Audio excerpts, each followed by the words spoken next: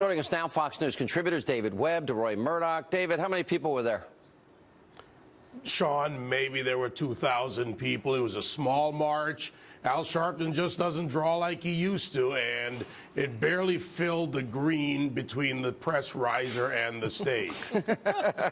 That's a pretty bad picture you're painting.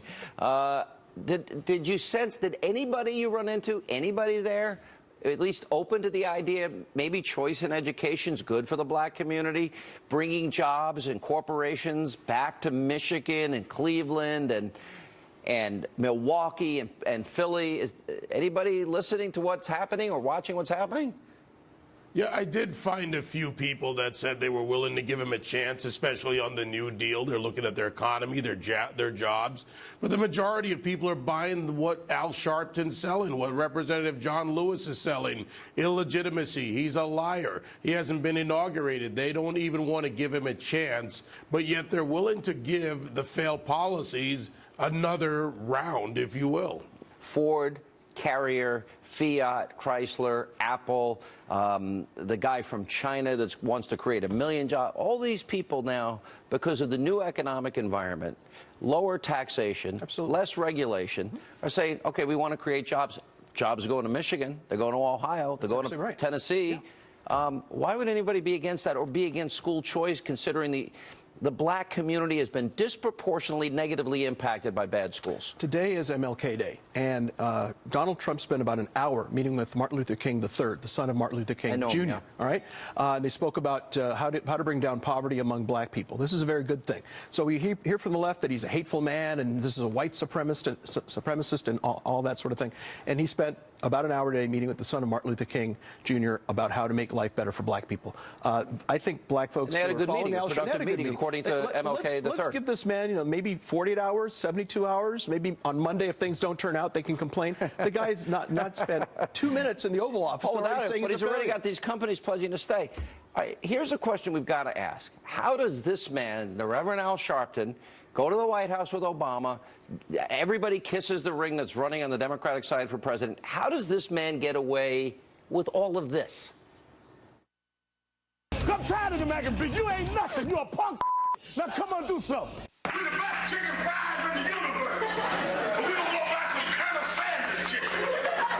Folks was in the cave when we had built empires. We learned to admire them, but they knew to admire us. We built pyramids before Donald Trump ever knew what architecture was. David, yes. You want to be the only on television, the only in the newspaper, the only can talk. David, how did this guy get to the White House and get Hillary to kiss his ring?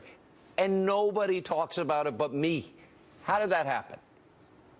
It happens, Sean, because what Al Sharpton has done over time is he has aligned himself with the far-left policies.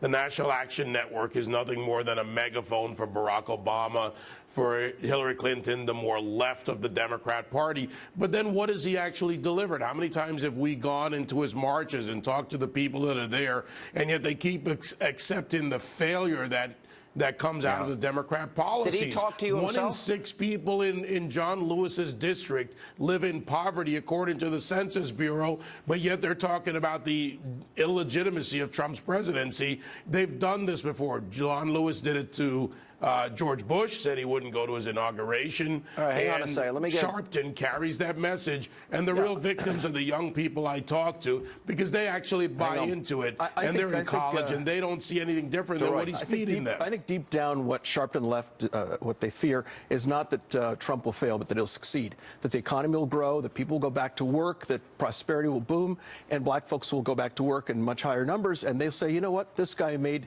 things better, made America great again. Is there a shot to change the demographics in this country? Oh, sure. Look, as it is, Trump won 8% of the black vote. Not a big number, but that's 2% higher than Trump had. He's that Romney had. He outperformed Romney, outperformed McCain. And if things go well and Trump succeeds, rather than the 8%, he might get 15, 20, 25% of the black vote. If that happens, the Democrats will be wiped out. I think it all is going to be predicated on schools being improved and Absolutely. jobs. Yes. And with energy independence, lower tax rates, repatriated money, eliminating Obamacare, there's a lot of opportunity for a lot of people. Overall environment will improve. It'll be Sean, good for black people as well. I as would everyone ask else. that gotta go. Americans. All right, we'll talk later. I would ask David, that good job. Americans remember the Cleveland speech that Donald Trump gave and That's a what good he point. said in Absolutely. Cleveland to the American communities and underserved communities. It tells you that if he succeeds, as Deroy said, that the liberal, progressive Democrats will lose. All right, guys, right. thank you. Happy New Year. Thank you. It's only 4 more days. The long national